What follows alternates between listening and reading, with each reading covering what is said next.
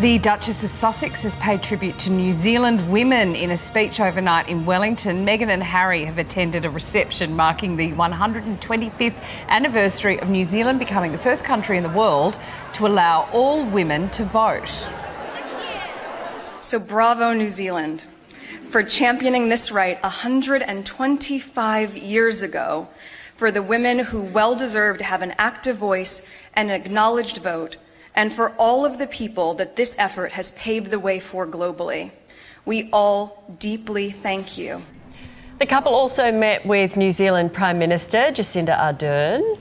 And Eddie joins us now live from Wellington. Morning. Now, this tour is a far cry from Meghan's last trip to New Zealand when she went in a camper van around the South Island.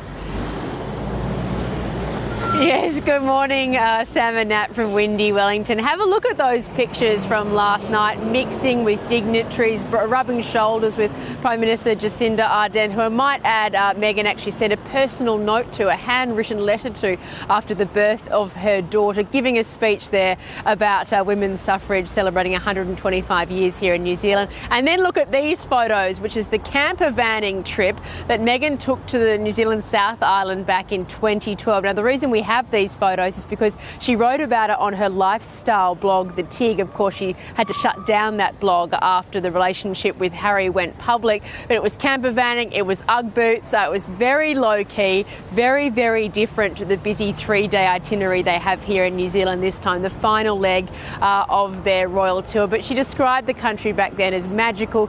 Surely one of the most beautiful countries in the world. We'd have to agree with her on that, and no doubt she'll have the same sentiment this time, Sam. Yes, just with a better wardrobe. And Prince Harry has shared a really gorgeous moment with a 7-year-old fan.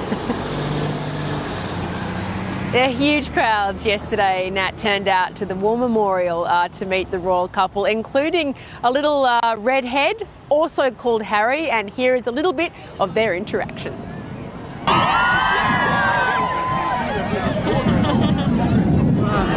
Very nice to meet you. Is your name Harry? Yeah. That's kind of what's in got here. And a blue bow tie as well. Best dressed man here. I must say, I think from those pictures yesterday that the royal couple have renewed vigour as they head into the final 3 days of their 16-day tour. I think they can see the light at the end of the tunnel, and certainly very thrilled to see all the New Zealand crowds there. Here this morning they'll come to the Marineri Cafe on the Wellington foreshore, where they'll meet with young mental health campaigners after the pictures you're looking at the moment of that incredible welcome on the lawns of Government House yesterday, that Maori traditional welcome. There'll be more of that today as well when they visit the South Island once again and have a barbecue in the Abel Tasman National Park. All right, you're nearly there, Eddie. The finish line is in sight. It's been a long couple of weeks. I know, it feels long, doesn't it? All right, we'll talk to you soon. Yes, says Eddie, it feels long. Yeah. Well, the royals are waking up in New Zealand this morning following another busy day filled with official engagements. Once again, the Duchess of Sussex was in the spotlight. Meghan delivered an empowering speech on the 125th anniversary of women's suffrage in New Zealand. Earlier, the couple was treated to a traditional Maori welcome before greeting some royal fans. They will fly to Auckland a little later today. Well, the Duchess of Sussex has been praised for a powerful speech on women's rights on the first day of her New Zealand tour. Our Eddie is in Wellington, New Zealand, travelling with Meghan and Harry. Eddie, morning. Kia ora, Monique, from Wellington, the final leg of the royal tour. First Australia, then Fiji, Tonga, now New Zealand, where the royal couple is just as popular and just as impressive. Hand in hand, braced against the New Zealand chill, the Duke and Duchess of Sussex arrived to a traditional reception, a little warmer than the weather. The Maori haka is an intimidating display even for a prince, but Harry never broke eye contact. An ancient custom as Harry and Meghan arrived at Government House in Wellington. In a continuation of their tour's strong military theme, the royal pair laid a wreath at the tomb of the unknown warrior at the adjacent War Memorial, a touching tribute to a nation ever loyal to the throne. It was then time to take a break from the official proceedings. After all, royal fans had spent the entire day patiently waiting. And some stood out more than the rest. Harry spied Harry from across the plaza. The younger of the pair didn't waste any time getting acquainted. I'm ready too. famous husband. While the Duke brought out the smiles, the Duchess moved some to tears. You get to meet someone like Meghan Markle, who is a Duchess, and she's like an American biracial princess. As a young, aspiring actress, meeting her idol was an unforgettable experience for Caitlin May Shepherd. I'm still shaking. It's just indescribable. It just means a lot. From there, a brief break before an evening reception back at Government House. The Duchess of Sussex once again taking centre stage, this time alongside Prime Minister Jacinda Ardern, both champions of women's rights, together marking the 125th anniversary of women's suffrage, where New Zealand women became the first in the world to have the right to vote. Suffrage is not simply about the right to vote, but also about what that represents. The basic and fundamental human right of being able to participate in the choices for your future and that of your community. A moving speech from the Duchess, her words already being compared to another powerful royal orator. And that speech was very well received. Talk about preaching to the converted, Monique, with a female Governor-General and a female Prime Minister in this country. Have a look at these photos from the last time Meghan was in New Zealand back in 2012. She was on a trip with her then husband, essentially caravanning through the South Island, wearing Ugg boots, very low-key, just with mates. Very different jam-packed itinerary on this trip, including a trip here, their first stop of the day here in Wellington, to a famous cafe here on the Wellington foreshore, where they'll meet with mental health campaigners. Another continuation of that Heads Together campaign that is such an important part of Prince Harry and Prince William's work. All right, Eddie, thank you very much.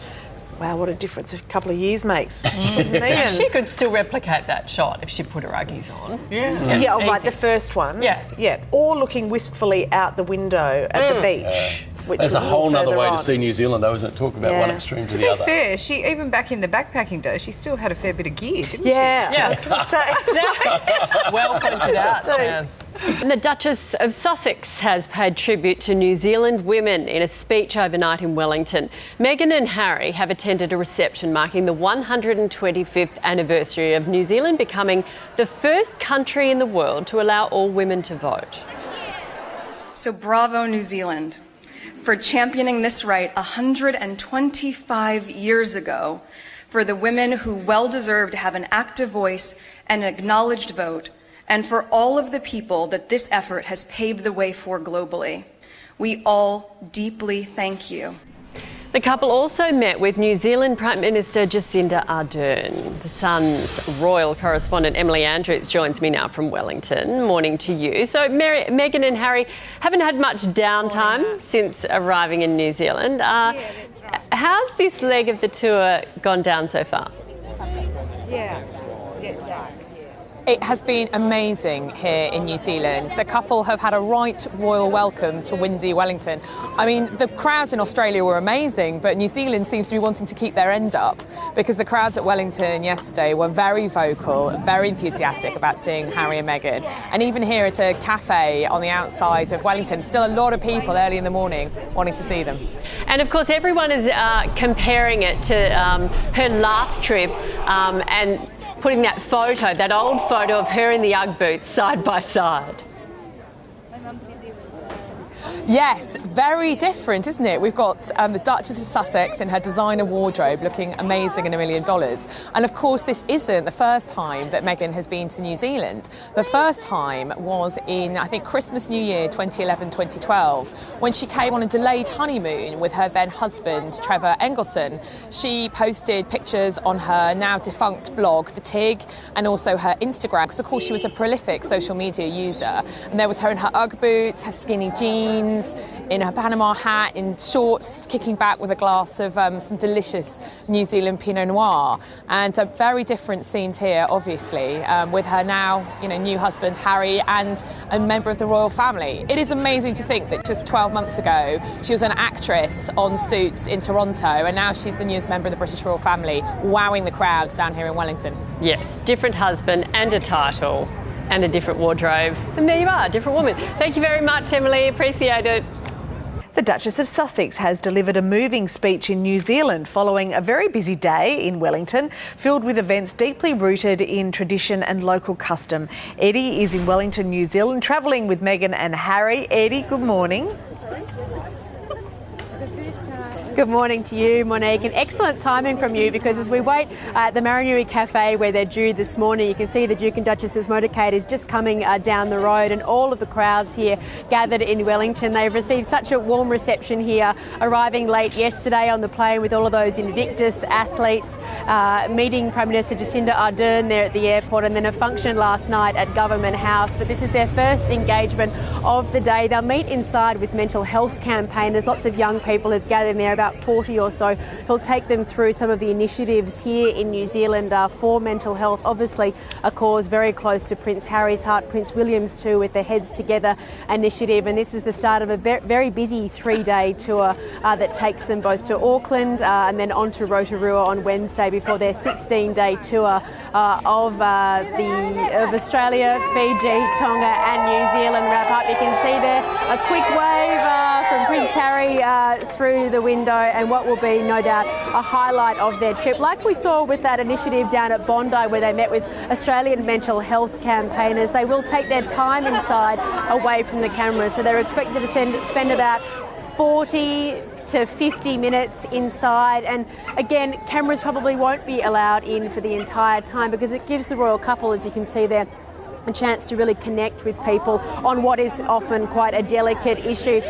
We spoke, we can see they're about to get out of the vehicles, and we expect them to meet and greet with the crowd down here. Lots of kids, lots of dogs. It's a beautiful spot here on the Wellington foreshore. So we think they'll go here first and then perhaps inside. But this follows a really successful speech last night from the Duchess of Sussex, the third speech that she's given of this tour, and it was to celebrate women's suffrage here in New Zealand. 125 years of women's suffrage. New Zealand, the first country in the world to actually give women the vote. So that was very warmly received there at Government House. Here in New Zealand, of course, a female Prime Minister, a female Governor General, so they certainly were preaching to the converted at that speech last night at Government House. It looks like they will head inside a Maranui Cafe first. We understand the menu has been tweaked a little bit. They were going to serve them some fish and some soft cheeses. That's off the menu now as we watch the Duke and Duchess of Sussex go inside to the cafe led by local campaigners, and we understand instead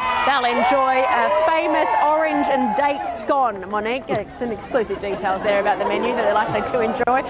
They'll spend some time in the cafe and then hopefully come out here and meet and greet with the crowd, but they'll be in there, we expect, for about 40 or 50 minutes. You can see some of the members of the royal contingent from Kensington Palace following them there into the gate. So much anticipation from the crowd. We'll come back to you when they come and have that meet and greet, hopefully, Mon. Yeah, perhaps they can let you know what that orange and date scone tasted like. That sounded good, Eddie. Hey, I hope so. Listen, one of the highlights of this trip has been Meghan meeting Jacinda Ardern, and apparently Meghan sent the Prime Minister a personal note. She certainly did. After the birth of her baby girl, they sent a personal, handwritten note, I might add, Mon, to Prime Minister Jacinda Ardern. So obviously one of the many well wishes that came from right around the world, but the Prime Minister commenting that it was quite surreal to be receiving notes from royalty after the birth of your daughter. And I think the internet has gone wild for those pictures of Jacinda Ardern and Meghan sharing a little moment yesterday after she gave that speech at Government House. The Prime Minister leant over and said, perfect. So obviously the well received by the Prime Minister there. Oh, how lovely, Eddie. We can see them inside the cafe there now, meeting with people. As you say, they have been such champions of mental health through this whole tour of Australia and the South Pacific, and now on to New Zealand, where we know they've got another couple of days. They must be shattered, exhausted, although yesterday they did look as if they had a bit of a renewed vigour to their step in a new country. We will have all of the details of their morning activities as they happen. But right now, here's Barrett's with all the day's sport. We're going to do weather. Yes. We'll leave the Royals there. We'll come back to them. What good timing, though, to cross to Eddie. I know, wasn't that perfect? Arrived. We organised that. Good looking cafe too, isn't it? We'll leave them to their tea and scones. Is a perfect thing to be sitting down to, I think, when you're pregnant. Cup of tea, a few scones. And an orange and date muffin or two. In windy Wellington. All right, we'll check back into Wellington soon. And to pictures just in now from New Zealand. The Duke and Duchess of Sussex have just arrived at an iconic cafe in Wellington, kicking off the second day of their tour of the nation. They are speaking with mental health campaigners right now, a topic which we know is very close to the hearts of both Harry and Meghan. The couple has already had a huge impact on New Zealand, despite being in the country for less than 24 hours. Meghan delivered an empowering speech last night on the 125th anniversary of women's suffrage. Today, the couple will spend the rest of the morning at a number of events before heading to Auckland. We're now on the end stretch of their tour. Feels like they've been here a lot longer than 2 weeks. Is this long for... I have a bit of royal fatigue, I have to say. I love them, but I do have a bit of fatigue. Well, by traditional standards, the Queen used to come to Australia for 6 weeks. So by modern standards, apparently this is long.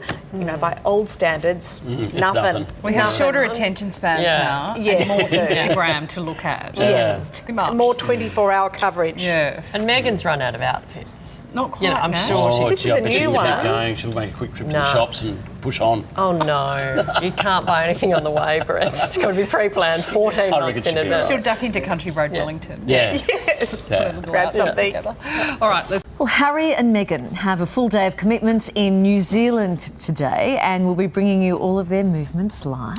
7 News reporter Sarah Greenhalgh is in Wellington for us. Sarah, good morning. What have they done so far across the ditch? Good morning, Carly and Larry. Well, just about 20 minutes ago, the Duke and Duchess left the Maranui Cafe here in Wellington after meeting with people in the mental health sector, campaigners and people who have started their own organisations. We've just had a chat to a couple of them. They say the couple was so engaged. They were asking lots of questions. Harry was particularly interested in the impact of social media and also asked about gaming. After that meeting, the couple came out and they met some school children, and there was a really lovely moment when Meghan went back and asked some of the cafe staff if they could bring out the leftover cakes and treats to give to the little kitties. So they were very grateful, as you can imagine. We hear that Meghan also indulged in some peppermint tea, and then they took some ginger crunch for the road. But yesterday was also a very full day of events. They started out with a welcome ceremony at Government House. Then they went to the National War Memorial, where they laid a wreath at the tomb of the unknown warrior. Harry also received an award there for all the incredible work he does with veterans and their families. And then there was a rock star reception in the Wellington Memorial Park. Thousands of people had waited for hours on what was a very chilly, windy Wellington Sunday afternoon for the chance to meet the couple, and there was a really special moment when a little 7-year-old red-headed boy named Harry got to meet the other Harry, so that was certainly very special. Oh, beautiful. So they've been at the cafe this morning. What else are they up to, Sarah? So they're going to take that ginger crunch and they're going to head on over to the airport to jump on a chopper to go to Abel Tasman National Park. So they'll be indulging in some beautiful scenery. It's renowned for its forests and beaches. So they'll be heading over there today. They'll then come back. They have one engagement in Wellington this afternoon, meeting with students involved in the film industry. And then tomorrow it's off to Auckland. The final stop in New Zealand will be on Rotorua on Wednesday. So another very busy 4-day schedule. It seems these two just don't know how to take it easy. Oh no, they're so busy, aren't they? Thank you so much. We look forward to seeing all of those pictures out of New Zealand today. It'll be great. We'll be across it all morning. Thanks, Sarah. The Duke and Duchess of Sussex have attended a mental health forum at a cafe in Wellington in New Zealand. The royal couple met local mental health advocates and organised a special delivery for the excited school children waiting outside. Sarah Greenhalgh has more. The Duke and Duchess spent the morning here at Maranui Cafe, an iconic Wellington beachside location where they met with young people involved in the mental health sector and spoke about their various initiatives. Harry was asking questions about social media and the impact of gaming. He has been extremely open throughout this Commonwealth tour about his own personal struggle with mental health, especially after the death of his mother, Diana. Some of the people the couple met with this morning are truly inspirational. Lucia Kennedy was just 12 years old when she started her first organisation in the wake of the Christchurch earthquake. They were so passionate about creating awareness for mental health and, getting rid of the stigma that there is around it. There was an extremely sweet moment after the couple left the cafe. They met with some local school children out the front, and Megan asked staff if they could bring out some of the leftover cakes and other treats for the kids to enjoy.